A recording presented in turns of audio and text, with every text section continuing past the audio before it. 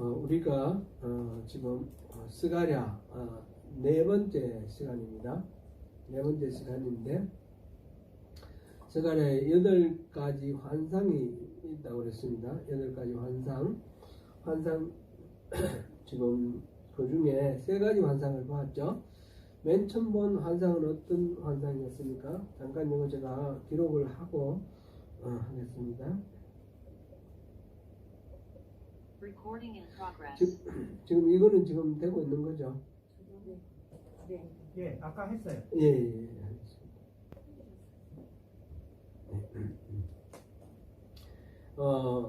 첫 번째 환상은 화석류 나무 사이에 붉은 말을 탄 사람이 첫 번째 환상이었어요.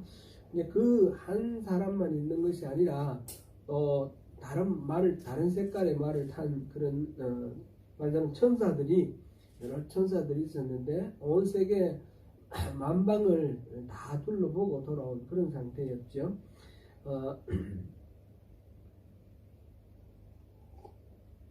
화석류 나무는 회복의 상징이다 그랬습니다. 회복. 그래서 메시지가 희망의 메시지, 회복의 메시지다라는 것을 암시하고 있었고요. 하나님께서 선한 말씀과 위로의 말씀을 주시면서 예루살렘을 불쌍히 여긴다. 그래서 내가 돌아왔다. 그러고 내가 시기한다, 질투한다. 그렇게까지 표현을 했습니다. 그래서 이제 하나님의 집이 그곳에 세워질 것이다. 그렇게 선포하셨어요.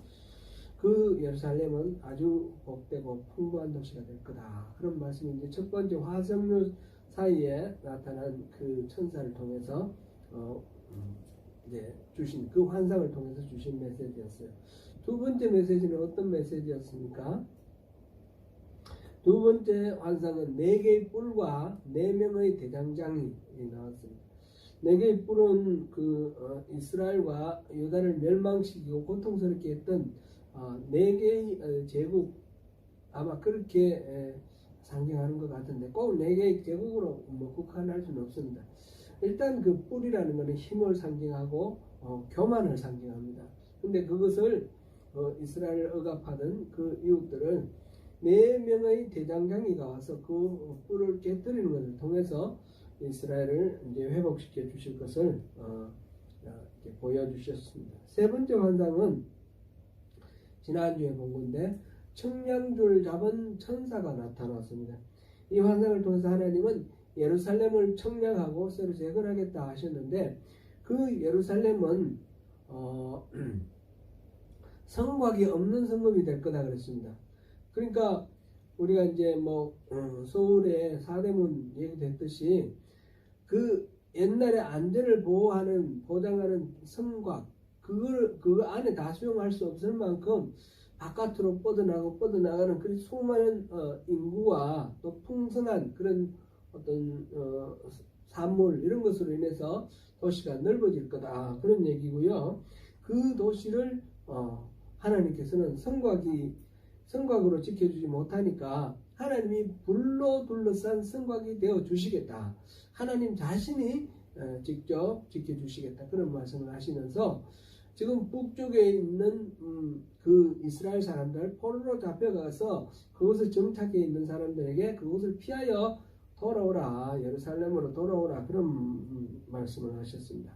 그 말씀하시면서 그러면 이방에 있는 모든 나라들이 다 하나님께로 돌아오게 될 거다. 그런 말씀. 이게 이제 세 번째 환상입니다. 그러니까 이거는 무엇과 연결이 됐습니까? 하나님께서 예루살렘을 회복시켜 주시고 그곳에 성전을 하나님의 집 성전을 지어 주시고 그곳에 하나님이 함께 하신다 함으로써 여러 가지 나타나는 현상들이죠.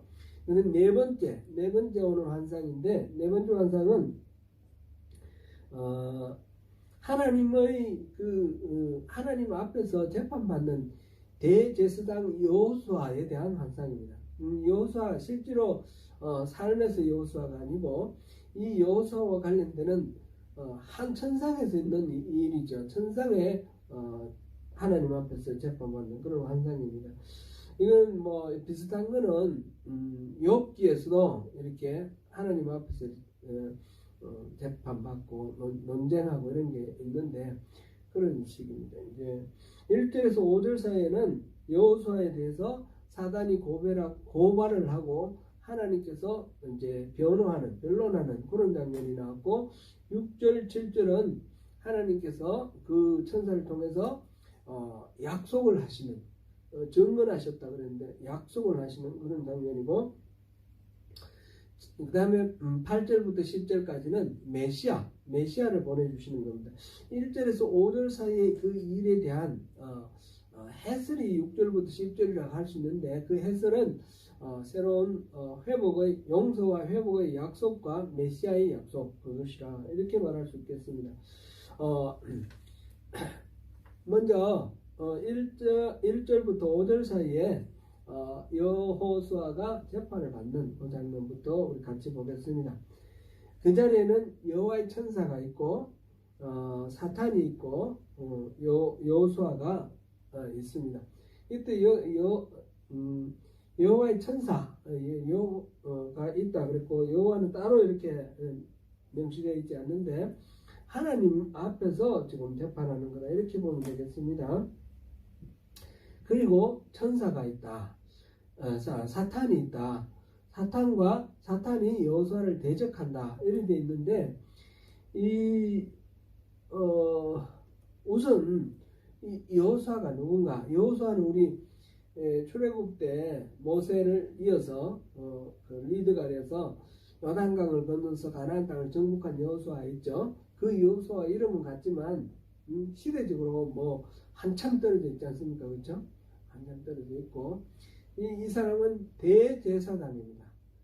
대제사장, 직분 대제사장이고 우리 학계에서도 봤죠. 이 당시 귀한 공동체에 리더가 두 사람의 이름이 나왔어요. 하나는 총독 스룹바벨, 또 하나는 지금 대제사장 여호수아. 이제 지금 3장에 여호수아 이야기 나오고 제 4장에는 스룹바벨 얘기가 또 나올 거예요. 이 여호수아는 말하자면 성전이 있으면 성전에서 뭐가 일어납니까? 제사가 일어나죠. 그 제사를 주관하는 사람이 제사장 아닙니까? 지금 스가랴서에서 성전을 새롭게 세우실 것이다. 그 다음에 그 성전에서 제사를 주관할 여호수아 대제사장을 새롭게 깨끗하게 세우는 그런 장면이 바로 이 장면입니다.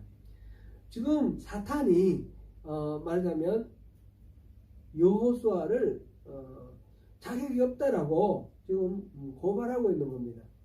사탄이 신약시대의 사탄은 예수님을 시험하기도 하고 보면 이 악의 화신이죠. 그냥 악의 화신. 그런데 구약에서 보면 사탄은 하나님의 컨트롤 안에 있는 그런 존재이면서 하는 역할이 참소하는 역할이에요. 여기서 대적한다라고 표현했는데 다른 사람의 잘못을 계속해서 이렇게 지적을 해서 그래서 하나님 앞에서 그것을 지적해서 그 사람이 하나님 앞에 바로 서지 못하도록 하는 그런 역할을 하는 그 존재가 지금 사탄입니다. 이 사탄과 하나님 사이에 논쟁이 일어나고 뭐 이렇게 뭐 변종이 일어나고 하는데 땅에서 우리 세상에서 일어나는 이 역사적인 어떤 사건들을 볼 때 뭐 그냥 그 사이에 인과관계가 있어서 일어나는 것 같은데 보니까 이 스가랴가 보니까 이 땅에서 일어나고 있는 뭐 이런 갈등이라든지 뭐 문제라든지 이런 것들이 실상은 보니까 천상에서 하나님과 이 사탄 그리고 여러 천사들 사이에 논쟁이 있는 거예요. 이 논쟁의 결과로 이 현상이 일어나고 있다. 이렇게 이제 기술을 하고 있습니다. 스가랴가 바로 그 논쟁의 장면을 본 겁니다. 논쟁의 장면을 봤는데 지금 이 사탄이 여호수아를 대적했다 그러는데 무엇으로 대적했는지는 나와 있지 않습니다. 자세하게 뭐 어떤 점이 뭐 어떻다 그건 안 나와 있는데 흐름을 봤을 때 여호수아는 대제사장으로서의 자격이 없습니다. 그 얘기를 하는 것 같아요. 그 얘기를 하는데 하나님께서 그 사탄을 사탄의 얘기를 들으시고 사탄의 말에 동조하지 아니하시고 오히려 여호수아를 변호하는 겁니다. 여호수아를 변호하면서 사탄에게 하시는 말씀이 여기 나와 있습니다. 2절에 여호와께서 사탄에게 이르시되 사탄아 여호와께서 너를 책망하노라. 예루살렘을 택한 여호와께서 너를 책망하노라. 이는 불에서 꺼낸 거슬린 나무가 아니냐 하실 때에 이 사탄의 뭔가 여호수아를 대적하는 그 말을 듣고 하나님께서 하시는 반응이 내가 너를 책망한다. 사탄을 책망한다라는 거예요. 내가 예루살렘을 택한 여호와께서 너를 책망한다. 그러니까 여기서 이제 예루살렘과 그곳에 있는 성전과 성전을 섬기는 여호수아, 이 여호수아를 변호해서 사탄의 그 대적하는 그 이야기는 생략되어 있는 그 이야기에 대해서 반론을 제기하는 것입니다. 근데 그 내용이 어떻게 되어 있는가 하면 이는 불에서 꺼낸 거슬린 나무가 아니냐. 이때 이는 여호수아를 직접적으로 얘기를 하고 있고 여호수아와 예루살렘 공동체를 말한다. 이렇게 볼 수 있겠습니다. 이 유다 백성들 포로로 끌려갔다가 귀환한 공동체, 예루살렘을 중심으로 귀환해서 정착한 이 공동체, 그리고 그 영적 리더인 여호수아 전체를 일컫는 말인데 이는 불에서 꺼낸 거슬린 나무가 아니냐. 바로 그렇다라는 얘기죠. 불에서 꺼낸 거슬린 나무라는 것은 어떤 상황을 나타낼까요? 제가 이걸 보면서 먼저 떠올린 이미지는 가곡 사랑이라는 노래입니다. 거기에 보면 탈 대로 다 타시오. 타다 말지는 불이 마시오. 그리고 타다가 다 못한 동강은 쓸데없나이다. 뭐 그런 거예요. 혹시 기억나세요? 탈 대로 다 타시오. 그런 참 가곡인데, 그런데 거기에서 이야기는 제목이 사랑이듯이 사랑을 불태우려면 다 태우라는 거, 화끈하게 다 태우라는 거죠. 어중간하게 타다가 말 거면 아무짝에 쓸모없다라는 거죠. 아예 안 태웠으면 제목으로 쓰든지, 또 잘 태웠으면 수초로 쓰든지, 아니면 다 태우고 제가 되면 제 끄러미로라도 쓰죠. 타다가 만 동강은 뭘 쓰겠습니까? 아무 숫자도 못 쓰죠. 지금 그런 이미지가 먼저 떠오릅니다. 불에 거슬린 나무 조각 같은 그런 이미지가 떠오르는데 오늘 본문에서는 그런 이미지는 아니에요. 그런 이미지 아니고 그와 좀 반대되는 그런 이미지인데 이 또 하나의 이미지는 감리교를 처음 시작한 웨슬리 목사가 계속해서 자신을 나는 불에 거슬린 나무 조각이다 이렇게 말을 했습니다. 그래서 떠오르는 이미지는 웨슬리가 떠오르는 겁니다. 웨슬리가 왜 스스로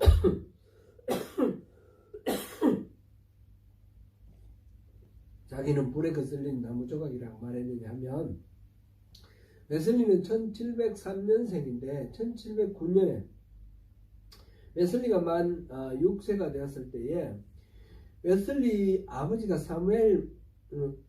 존 웨슬리의 아버지가 사무엘 웨슬리인데 성공회 목사였어요. 에포스라는 곳에서 이제 담임 목회를 하고 있었는데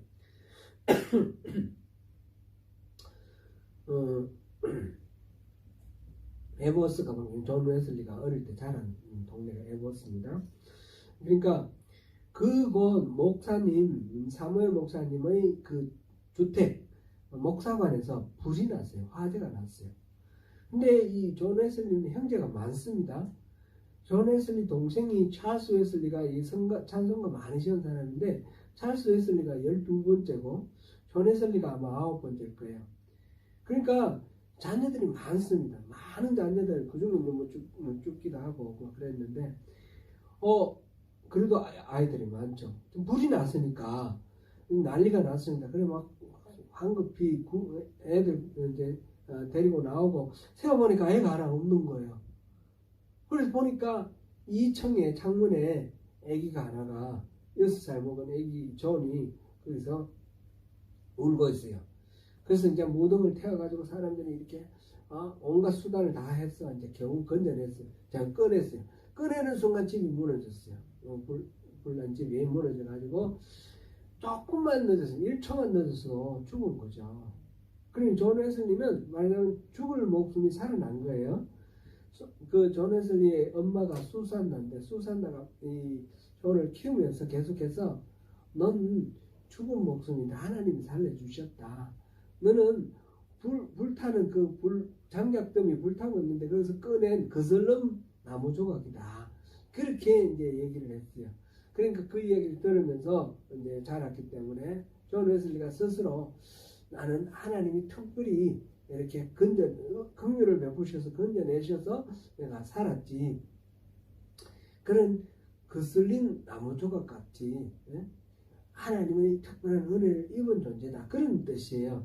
그러니까 첫 번째 이미지는 아무 쓸데없는 그런 나무 조각이라는 뜻이고, 두 번째 이 이미지는 하나님 은혜가 아주 지극한 은혜가 담긴 그런 이미지로 이 거슬린 나무 조각이 나와 있습니다.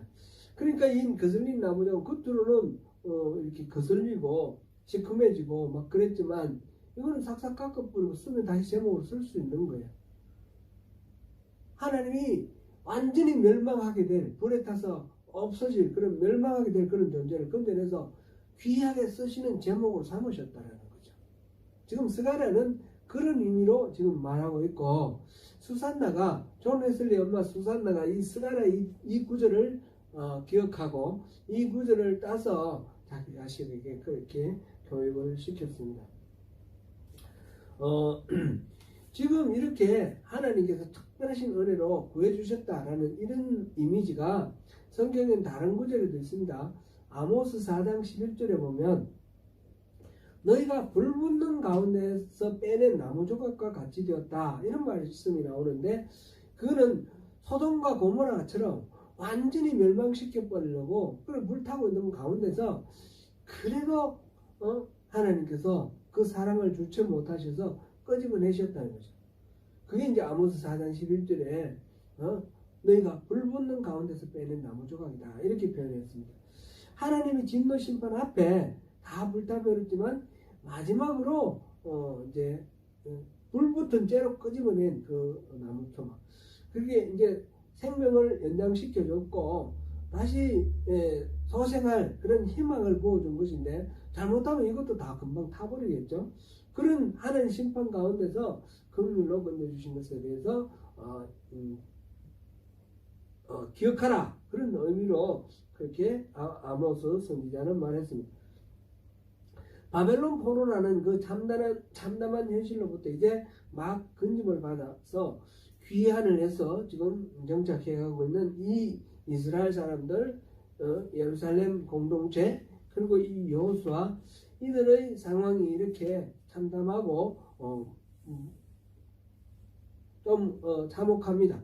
그런데 하나님께서 완전히 타버리기 전에 끄집어낸 그런 거슬린 막대기처럼 이 유다와 이 여호수아를 긍휼로 건져내서 회복시킨 그런 공동체라는 것입니다. 그러므로 사탄이 자기의 근심이다 이렇게 말하는 여호수아에 대한 탄핵, 이거는 결코 타당하지가 않습니다. 여호수아와 유다 백성들의 현실이 참담하며 그 모든 것이 그들의 죄악의 결과이긴 하지만, 그러나 하나님께서 그들이 다 타기 전에 끄집어내신 하나님의 용서, 하나님이 다시 한번 기회를 주시는 그런 긍휼, 그것이 있는 것입니다. 이게 이제 또 전설에 의하면 다니엘의 친구가, 세 친구가 풀무불에 던져졌잖아요. 그럴 때에 분명히 세 명이 던져, 네 명이 그 불 가운데서 풀무 안에서 이렇게 움직이는 그런 장면이 기록되어 있는데, 이 여호수아가 그때 그곳에 있었다, 이런 전설이 있어요. 왜냐하면 이 거슬린 나무 조각이라 그러니까. 근데 그거는 뭐 랍비들이 그런 전설을 전하고 있다라는 거 그냥 재미로 한번 들어보시면 되는 거고요. 하나님의 이 긍휼과 이 용서의 선포인데 여기에 여호수아의 공로는 어떤 것이 있습니까? 아무것도 없습니다. 오직 하나님의 긍휼입니다. 분명히 거슬렸지만 불타지 않고 건재하는 그런 것은 오직 하나님의 은혜다. 그래서 하나님께서는 이 여호수아와 유다 공동체를 다시 이렇게 하나님 나라를 회복하는 일에 목재로 쓰실 그런 계획을 갖고 있습니다. 그 다음에 3절에 나오는 이야기가 또 이게 이제 사탄의 고발이죠. 고발인데 사탄이 말했다 그런 얘기는 아니고 이 전개되는 것으로 봤을 때 그렇습니다. 여호수아가 더러운 옷을 입고 천사 앞에 서 있는지라. 지금 그 상황 속에서 여호수아가 더러운 옷을 입었습니다. 이 더럽다는 것은 옷을 뭐 세탁 안 했다 이건 아닌 줄 충분히 아시겠죠. 이건 어떤 영적 의미를 표현하는 거예요. 여호수아가 죄에 물들어 있다. 대제사장으로서 마땅히 할 그런 사명을 감당하기에는 부족하다. 대제사장은 거룩한 옷을 입고 모든 행동도 거룩하고 이렇게 정결하게 구별된 그런 존재여야 되는데 더러운 옷을 입고 그냥 있는 것 자체가 이거는 준비가 기본적인 준비가 안 되어 있는 사람이다. 그런 이야기죠. 학개서를 우리 할 때 그런 내용을 우리가 제가 그렇게 언급한 적이 있습니다. 이 귀한 공동체가 처음에 그 성전을 수복하겠다고 하고 기초석을 깔아놓고 그 다음에 공사가 중단되었습니다. 그리고 15년이 흘렀습니다. 15년이 흘렀는데 다시 성전을 지을 생각을 안 하고 편안하게 잘 살고 있단 말이죠. 그랬을 때 학계가 너희들이 판벽한 집에 사는 것이 편안하냐 좋으냐 그런 말씀을 하셔요. 그럴 때 그 학계 선지자를 통해서 공격받는 사람이 이 예루살렘 공동체에 있는 일반 백성들이기도 하지만 가장 책임 있는 사람은 제사장 아니겠습니까? 그 제사장이 누굽니까? 여호수아입니다. 여호수아는 나름대로 이제 성전 건축을 위해서 애쓰다가 중단되고 더 이상 어떤 방법이 없는데 제사는 지낼 수 있거든요. 하나님 앞에 제사는 바칠 수 있으니까 뭐 이 정도로 뭐 됐다. 그리고 안일하게 안주하고 있는 그런 상황입니다. 그러니까 이것만으로 봤을 때 하나님 앞에 자격 없는 사람 분명해요. 그리고 또 이제 이스라엘 사람들에 의해서 거룩이라고 그럴 때 그 거룩하면은 장소의 개념도 있는 거예요. 예루살렘은 거룩한 곳이에요. 근데 이방 땅은 거룩하지 않은 곳입니다. 근데 거룩하신 하나님을 만나기 위해서 나가는 대표가 되는 대제사장인데 이 여호수아는 이방 땅 바벨론에서 태어났다는 거예요. 부모가 포로로 끌려가서 그곳에서 태어난 사람이니까 이방에서 태어난 이 여호수아가 대제사장 역할을 할 수 있냐? 그런 시비가 있었다는 겁니다. 이거는 물론 이 성경에 나와 있지는 않은데 신학자들의 여러 연구를 통해서 이 사탄의 대적이라는 것은 그런 역사적 어떤 현실이 있다는 겁니다. 여호수아에 대해서 시비를 걸고 공격을 하는 그런 어떤 사회에서의 어떤 움직임이 있었습니다. 그것을 지금 성전 회복의 책임을 져야 할 여호수아에게 모든 것들을 깨끗하게 그 죄를 제해 주시고 그 책임을 감당하게 하시기 위해서 하나님께서 지금 이 재판을 벌이시는 겁니다. 그래서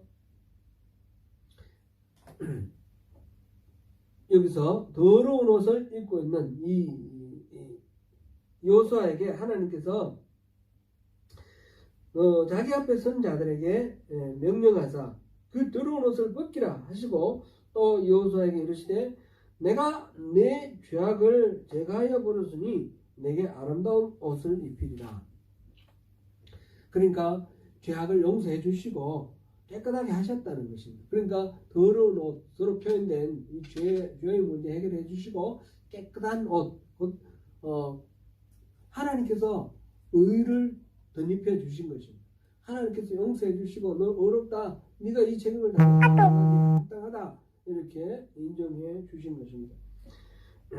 여기 이제 하나님께서 그렇게 해주셨는데 이때 스가랴도 여기 동참을 합니다. 스가랴가 5절에 보니까 정결한 관을 그의 머리에 씌우소서 하며 곧 정결한 관을 그 머리에 씌우며 옷을 입히고 여호와의 천사는 곁들였더라. 대제사장의 복장 중에 머리에 이게 쓰는 머리가 모자 같은 게 있잖아요. 관 쓰는데 앞에 여호와의 성결 이렇게 글자를 새겨놓은 관, 이 그 정결한 관을 세운다는 것은 바로 왕이 왕관을 쓰는 것처럼 대제사장으로서의 그 권위를 이렇게 확실하게 세워주는 그런 것입니다. 지금 이 스가랴도 거기에 동참을 해서 바로 이 여호수아가 성전 재건의 이 일들을 거룩한 일을 행하기에 합당한 하나님으로부터의 그 모든 권위를 부여받은 존재다라는 것을 승인해 줍니다.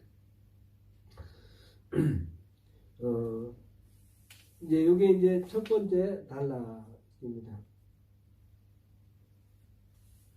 두 번째 단락은 6절과 7절인데 여호와의 천사가 하나님의 약속을 선포하고 있습니다. 하나님의 약속을 선포하는데 이게 이제 증언이라고 이렇게 되어 있는데 하나님의 약속이죠. 이 여호와의 천사가 말을 하면 그 증언, 그가 이렇게 말을 하면 그 확실한 거죠. 그래서 증언이라고 표현을 했습니다. 두 가지 조건이 있고 세 가지 결과가 나옵니다. 두 가지 조건은 7절 우리 같이 한번 읽어볼까요? 시작. 만군의 여호와의 말씀에 내가 만일 내 도를 행하며 내 규례를 지키면 내가 내 집을 다스릴 것이요 내 뜰을 지킬 것이며 내가 또 너로 여기 섰는 자들 가운데 왕래하게 하리라. 아멘. 여기서 내 도를 행하며 내 규례를 지키면 이 두 가지인데 이제 뭐 똑같은 말이다 이렇게 이해해도 되겠지만 굳이 구별을 한다면 내 말에 복종을 한다라는 그런 거하고 내가 정해놓은 이런 여러 가지 규칙을 따른다 이런 두 가지인데 내 도를 행하며 이것은 개인적으로 하나님의 말씀대로 살아가는 그런 삶의 의로움 그것을 의미하는 것이다 이렇게 볼 수 있습니다. 데살로니가 전서 4장 1절에 보니까 그러므로 형제들아 우리가 끝으로 주 예수 안에서 너희에게 구하고 권면하노니 너희가 마땅히 어떻게 행하며 하나님을 기쁘시게 할 수 있는지를 우리에게 배웠으니 곧 너희가 행하는 바라 더욱 많이 힘쓰라. 하나님께서 기뻐하시는 바를 위해서 배운 대로 열심히 그렇게 행하라. 그런 권면을 지금 데살로니가 교회에 행하고 있습니다. 말하자면 믿음대로 우리가 주님이 주신 교훈대로 우리가 믿고 우리 주님의 백성이 되었습니다. 그럼 믿음대로 살아가는 것입니다. 믿음대로 살아가. 지난 주일날 우리 말씀 가운데 마태복음 16장 27절에 그런 말씀이 있었죠. 인자가 아버지의 영광으로 그 천사들과 함께 오리니 그때에 각 사람이 행한 대로 갚으리라. 인자가 예수님이 그리스도가 천사들과 함께 오신다는 거예요. 오셨을 때 그때는 어떻게 합니까? 심판이 있을 겁니다. 마지막 심판, 최후의 심판. 심판을 하실 텐데 그 심판의 근거가 뭐냐? 각자가 각 사람이 행한 대로 갚아준다는 거죠. 이 행한 대로 갚아준다 이런 말에 그러면 우리가 율법대로 잘 지키고 그 율법에 나오는 여러 가지 규례를 하나하나 빠짐없이 지키고 만약 바리새인들이 생각했던 것처럼 그렇게 행하는 것을 말하는 거냐 그런 의문을 가질 수 있는데 그거는 그렇게 볼 수는 없고요. 말하자면 행위구원은 아니고 그러나 믿는다 그러면 믿는 대로 살아야지 그게 믿는 거지 말로만 믿는다 그러면 믿는 거냐 그래서 야고보서는 이 행함이 없는 믿음을 죽은 믿음이라 했지 않습니까? 그렇게 우리가 받아들여야 되겠습니다. 말하자면 믿음대로 살아라. 믿음대로 사는가 안 사는가 그게 따라서 심판의 결과가 있다라는 겁니다. 말로는 믿음이 좋다 그러고 여러 가지 막 규례를 막 따르고 했는데 정작 하나님을 믿는다 하면서 안 믿는 삶을 산다면, 예를 들면 수고하고 무거운 짐진 자들아 다 내게로 오라. 나는 온유하고 겸손하니 뭐죠? 야, 갑자기 생각이 안 나네. 내게로 와서 내게 배우라.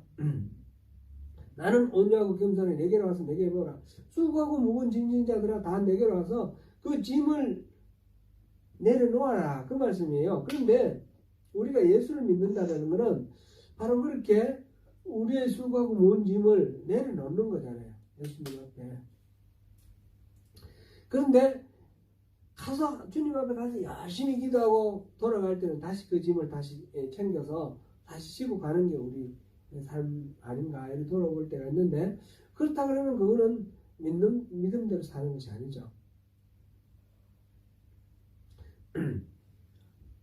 아무것도 염려하지 말고 오직 모든 일에 기도와 간구로 너희 구할 것을 감사함으로 하나님께 아뢰라. 그리하면 모든 지각에 뛰어난 하나님의 평강이 그리스도 예수 안에서 너희를 지키시리라. 아무것도 염려하지 말고 오직 모든 일에 감사와 기도로 너희 구할 것을 하나님께 아뢰라. 아뢰라 그랬습니다. 염려하지 말라 그랬습니다. 근데 기도를 열심히 하고 염려는 그대로 갖고 있어요. 그러면 이거는 믿음대로 사는 거냐? 우리가 물어볼 수 있는 거예요. 그죠? 그래서 우리 삶 전체를 한번 돌아보시면 좋겠습니다. 그래서 믿음대로 살아가는 것. 근데 우리가 온전하게 완벽한 그런 삶을 살 수는 없지요. 이 믿음대로 산다는 말은 완벽하게 하자 없다는 뜻이 아니고 하나님을 신뢰한다는 뜻입니다. 내가 실수하더라도 하나님은 그 실수를 메꿔주시고 받아주실 그런 하나님이시라는 것을 믿는 것입니다. 그러니까 하나님은 정직하게 고백하고 다시 하나님을 신뢰하며 하나님께 나아가는 것. 잘못해가 넘어져도 다시 일어나서 나가는 거죠. 우리 애기들 키울 때 그렇지 않습니까? 애기들 뭐 잘못해가지고 한 뭐 2-3살 먹었는 애기들 항상 그때 우리 자녀들 키울 때 한번 상상해 보세요.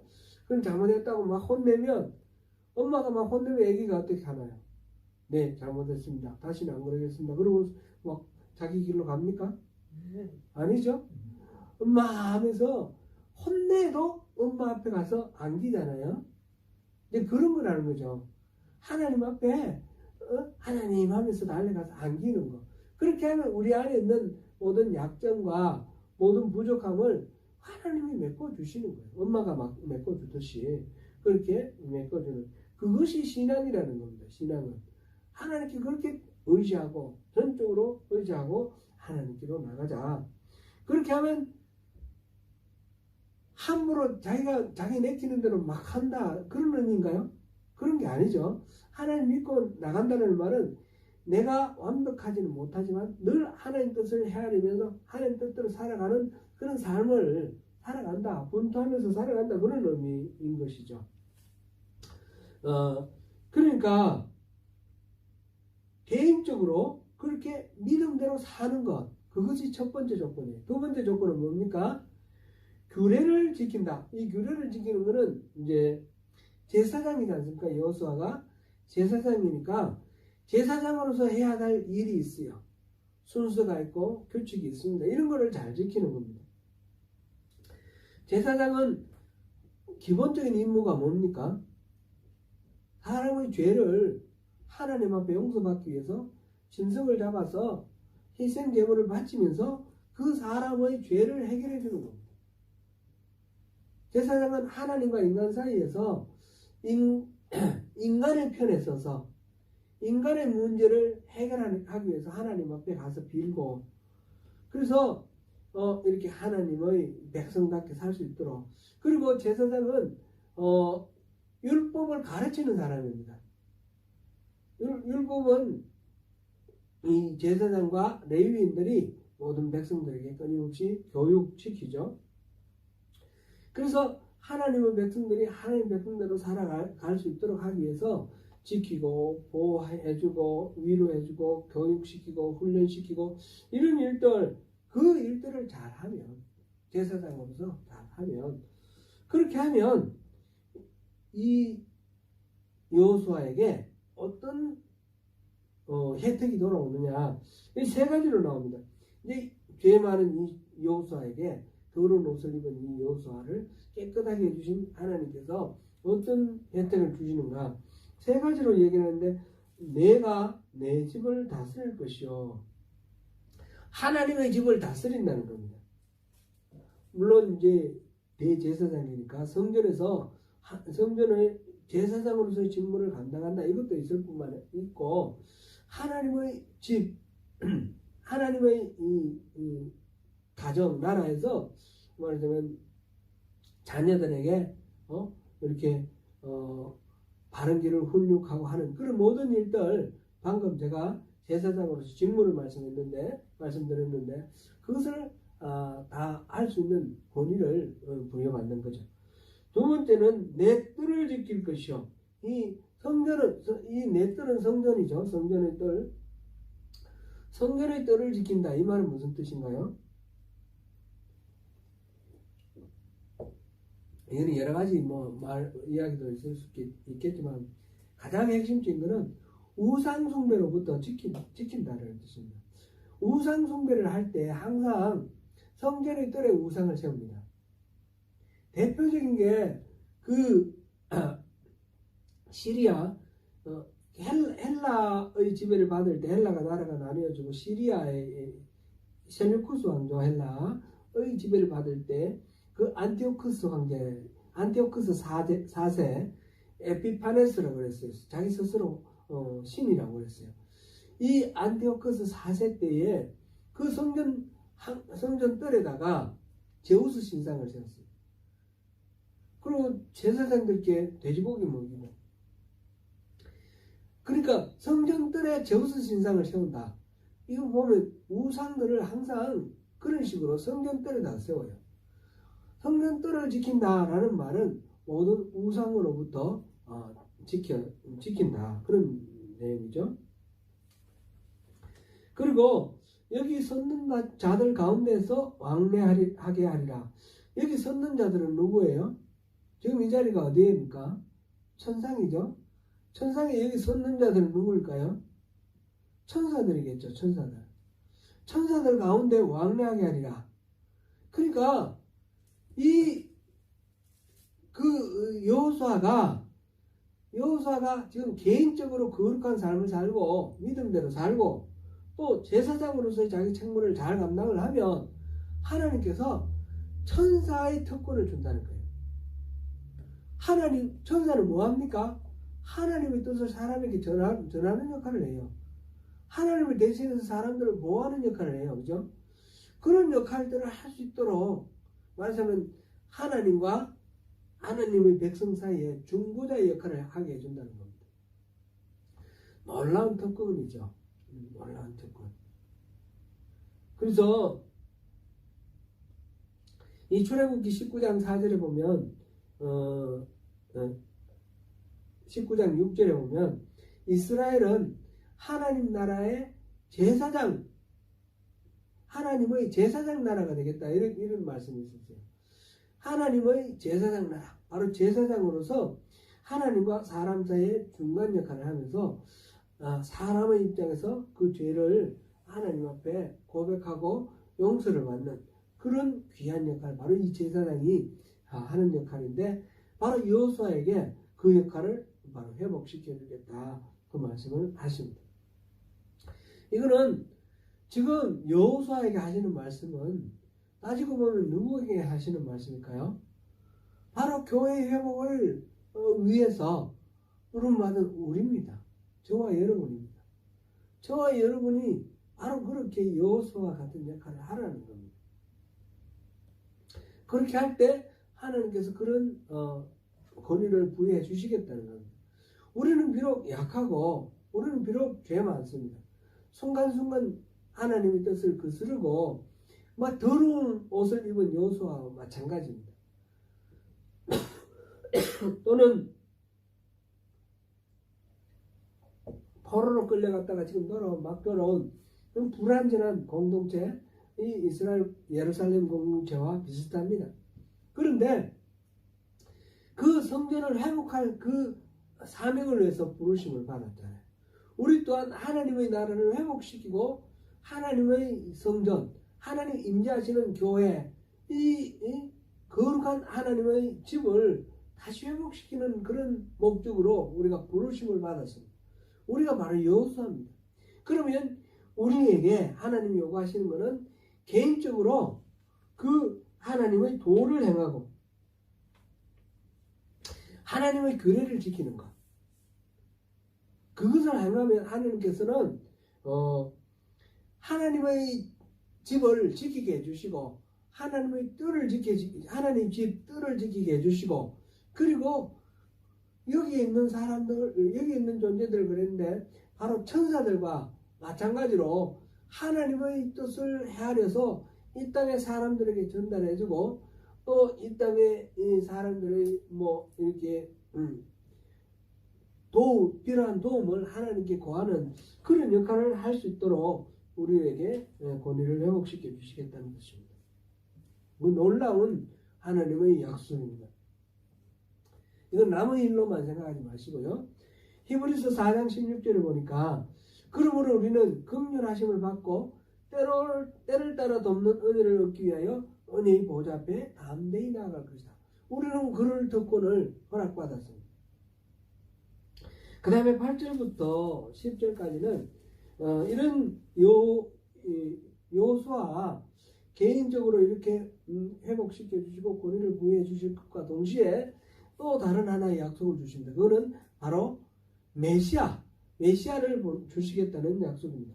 8절에 대제사장 여호수아야, 너와 내 앞에 앉은 내 동료들은 내 말을 들을 것이니라. 이들은 예표의 사람들이라. 내가 내 종 싹을 나게 하리라. 우선 여기서 너와 내 앞에 앉은 내 동료들, 그러면 대제사장과 함께 있는 제사장들과 이런 리더들을 말하겠죠. 그런데 그들을 뭐라고 말했습니까? 예표. 이들은 예표의 사람이에요. 예표라는 게 뭡니까? 미래에 있을 어떤 일을 미리 알려주는 표시예요. 표시, 사인. 신약에 보면 표적 이런 게 많이 나오죠. 표적이라는 말. 그것도 표적도 뭔가를 하나님께서 예수님이 어떤 존재인지를 알려주기 위한 그런 목적으로 나타내 보여주는 그런 사인이에요. 사인. 근데 표적은 미러클, 기적이 아니라 사인이지 않습니까? 여기서 예표도 미리 알려주는 마크예요. 마크, 표시. 그럼 이거는 누구에게 하는 말인가? 이 여호수아와 함께 교회를 재건하기 위한 그 제사장들, 성전 재건을 위한 모임, 유다 공동체입니다. 오늘날 우리 가운데 하나님 나라를 재건하기 위해서, 하나님 나라를 회복하기 위해서 부르심을 받은 저와 여러분들이, 성도들이 바로 이 사람들입니다. 성도들은 예표가 될 것이다. 우리가 행동하고 우리가 말하는 것을 보고 사람들이 하나님 나라는 저런 데구나. 하나님이 이루시는 공동체는 저런 공동체구나. 그것을 우리를 통해서 보여주시겠다는 거죠. 우리는 그런 예표다운 삶을 살아야 되는 거죠. 우리를 그렇게 하신과 동시에 내 종 싹을 나게 하겠다. 하나님 종 싹을 나게 하겠다. 이 하나님 종 싹이 바로 메시아입니다. 우리를 그렇게 활용하신 것 동시에 우리 자체로서 모든 게 해결이 안 되니까 근본적인 해결책을 가진 메시아를 보내주실 텐데, 그 메시아는 종으로 오시는 메시아예요. 이 스가랴에서 오는 메시아는 종으로 오시는 메시아. 이게 참 중요한 그런 개념이죠. 이 스가랴 우리 또 나귀 타고 오시는 예수님 그 나귀 타시는 부분도 바로 이 스가랴에서 나오는 거죠. 스가랴 몇 장이 나왔었죠 그때 우리 찾아봤는데 나귀를 타고 오죠. 그는 지극히 소박하고 지극히 겸손한 모습으로 오시는 메시아를 지금 종으로 표현했고요. 그 다음에 싹이다 그랬어요. 싹 이제 씨앗을 뿌리면 싹이 날 때 굉장히 연약하죠. 살짝 문질러 버리면 그게 문질러지고 죽어버릴 거 아닙니까? 그런 연약한 모습으로 이 싹이 나지만 그게 자라면 어떻게 됩니까? 이제 종자에 따라 다르지만 예를 들어서 버드나무다, 포플라다, 그 다음에 뭐 그런 큰 거목걸 생각해 보면 작은 씨앗에서 나와가지고 자라서 수많은 새들이 깃을 들이고 그 나무가 이제 뿌리가 먹으면 물이 좀 이렇게 땅을 비옥하게 하고 땅을 이렇게 마르지 않게 습기를 유지해주고 이런 나무들이 또 여기 저기 이렇게 어우러지면 그곳에서 이제 새들도 살고 토끼들도 살고 그러면서 이 초식 동물을 먹는 짐승들도 살고 그래서 대자연이 돌아가게 되잖아요, 그죠? 대자연. 작은 싹순 이것이 엄청난 생명의 씨앗이 되는 거죠. 바로 메시아가 그렇게 미미한 존재로 오지만 나중에는 그 메시아가 위대하게 모든 그 죄인들을 구원하시는 그런 구원자로 이렇게 되시죠. 그렇게 싹으로 순으로 오신다. 그 호주에 새순교회라고 있는데 그 새순교회가 지금 이 구절을 따서 교회 이름을 그렇게 지었나? 그런 생각이 들었어요. 제가 확인을 안 해봤습니다. 새순, 여기는 싹이라고 표현되어 있고 개정계획에는 순이라고 표현되어 있습니다. 그렇게 메시아를 나게 하시겠다 그랬고요. 9절에 보니까 만군의 여호와가 말하노라 내가 너희 여호수아 앞에 세운 돌을 보라 한 돌에 7 눈이 있느니라 내가 거기에 새길 것을 새기며 이 땅의 죄악을 하루에 제거하리라. 지금 여호수아가 성전을 제거를 해야 되니까 여러 가지 건축 자재들이 이렇게 수집이 되겠죠. 그 수집된 건축 자재 앞에 돌이 있다는 거죠. 이 돌이 기본적으로 성전 건축의 기초석이 되겠죠. 근데 여기서는 그 돌이 그냥 스톤 돌이 아니라 많은 영적 의미를 가진 그런 돌이 될 거라는 거죠. 이거는 뭐 유대인들에게는 거치는 돌이 될 수도 있고 보면 다니엘서 보면 뜨인 돌이 나와가지고 그 거대한 신상을 파괴시켜 버리는데 그런 뜨인 돌도 될 수도 있고 또 반석도 될 수 있고 여러 가지 될 수 있는데 여기 보니까 그 돌에 한 돌에 7 눈이 있다 그랬어요. 이 눈이 있다라는 7이라는 건 완전수고요. 다 하나 둘 셋 넷 다섯 여섯 7이라는 말보다도 완전하다라는 뜻이에요. 그래 눈이 있다. 그러니까 모든 것들을 다 볼 수 있는 눈이 있는 그런 존재가 뭐죠? 하나님 아니에요. 그죠? 하나님.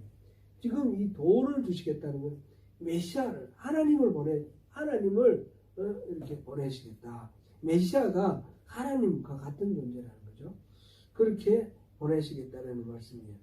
거기에 새길 것은 새기고 또 죄악을 하루에 제거하리라. 기억할 것 다 하나님이 하나도 빠지면 다 기억해 주신다는 뜻이고요. 그리고 모든 죄는 또 다 용서하시고 잊어버리고 그런 하나님의 그 용서를 지금 여기 표현했습니다. 10절에는 뭐라고 되어 있습니까? 만군의 여호와가 말하노라 그날에 너희가 각각 포도나무와 무화과나무 아래로 서로 초대하리라. 이 포도나무와 무화과나무는 어떤 뜻입니까? 안전과 풍요의 의미입니다. 포도에서 포도나무, 요 무화과나무 이렇게 나왔지만 다른 데서는 포도나무, 감람나무 이렇게도 나오고요. 포도나무, 감람나무, 무화과나무는 이 팔레스틴 지방에서 나오는 과일, 가장 흔한 과일입니다. 그래서 이것이 풍성하게 많은 열매를 맺고 그러면 이제 좋은 거죠. 풍요롭고 또 전쟁이 일어나지 않고 평화로운 그런 상황이죠. 전쟁이 일어나면 이런 건 다 없어지는 거니까 이 각자가 포도나무와 무화과나무 아래에 있다. 이 말은 각자가 평안하고 풍요로운 삶을 산다는 거고, 그런데 서로 초대한다 그랬습니다. 서로 초대. 각자 자기만 잘 먹고 잘 사는 것이 아니라 서로 그런 풍요함을 나누고 평화를 나누는 그런 평화의 공동체를 이루게 된다라는 뜻입니다. 지금 그 메시아가 오시면 종순이 오시고 지금 돌이 일곱 눈이 달린 돌이 오시면 바로 이런 평화롭고 안전한 그런 세상이 이루어진다. 지금 하나님께서 지금 재판장에서 재판받는 여호수아에 대해서 스스로 변호사가 되어서 재판장이신 하나님이 변호사가 되어서 여호수아를 변호해주면 이 여호수아는 당연히 그 재판에서 이기는 거 아닙니까? 바로 하나님이 우리의 변호사가 되어주시면 우리는 그 모든 문제가 이제 우리를 얽어맬 수가 없습니다. 죄의 문제가 우리를 더 이상 괴롭히거나 멸망으로 이끌어갈 수가 없습니다. 하나님의 은혜로 하나님이 우리를 변호해 주시고 하나님의 의를 우리에게 덧입혀 주실 때에 그렇게 됩니다. 그렇게 되는 과정 속에서 지금 이제 두 가지를 약속을 하셨는데, 하나는 개인적으로 여호수아가 이렇게 세 가지 지금 축복이라고 그랬어요. 두 가지 조건과 세 가지 축복. 이 세 가지 축복. 그래서 온전해지고 영적으로 거룩해지고 온전해지고 하나님과 온전하게 동행하는 그런 하나님의 신실한 친구로 그렇게 자리매김함과 동시에 메시아를 보내주시는, 그래서 이 여호수아와 함께 지금 축복하시는 하나님으로 인해서 이 믿음의 공동체, 새롭게 회복되는 성전은 우리 모두가 그렇게 하나님과 함께 해주시고 하나님 허락해 주시는 그 모든 것들을 누리는 그런 복된 세상이 된다는 것입니다.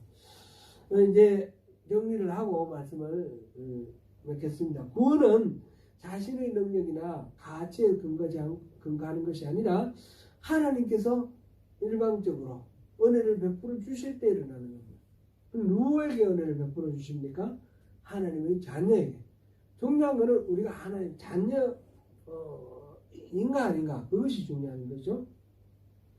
그래서 성도가 거룩하다는 것은 자기가 거룩한 것이 아니고 하나님의 거룩함으로 이렇게 덧입혀진 것이라는 것이고요. 그래서 덧입혀진 그 성도의 속죄, 죄로부터 해방되는 것은 완벽한 해방입니다. 하나님께서 완전하게 우리를 이제 해방시켜 주시고 씻어 주시는 겁니다. 그래서 그 이후에 메시아와 함께 더불어서 하나님과 더불어서 우리의 영원한 그 평화와 생명을 함께 누리게 되는 그런 삶으로 우리가 살게 됩니다. 우리의 변호사가 바로 여호와 하나님이실진데 우리가 무엇이 두렵고 무엇이 염려가 되겠습니까? 그렇게 나를 지지해 주시고 용납해 주시고 세워주시는 하나님 앞에서 우리가 할 일은 무엇입니까? 하나님을 믿는 믿음 그대로 살아가는 것입니다. 하나님을 진짜 알고 진짜 사랑하면서 하나님을 신뢰하면서 그렇게 살아가는 겁니다. 그렇게 될 때 우리 삶이 예표가 되는 삶입니다. 우리를 통해서 세상 사람들이 하나님 나라가 어떤지 알게 되는 그런 예표가 되겠습니다.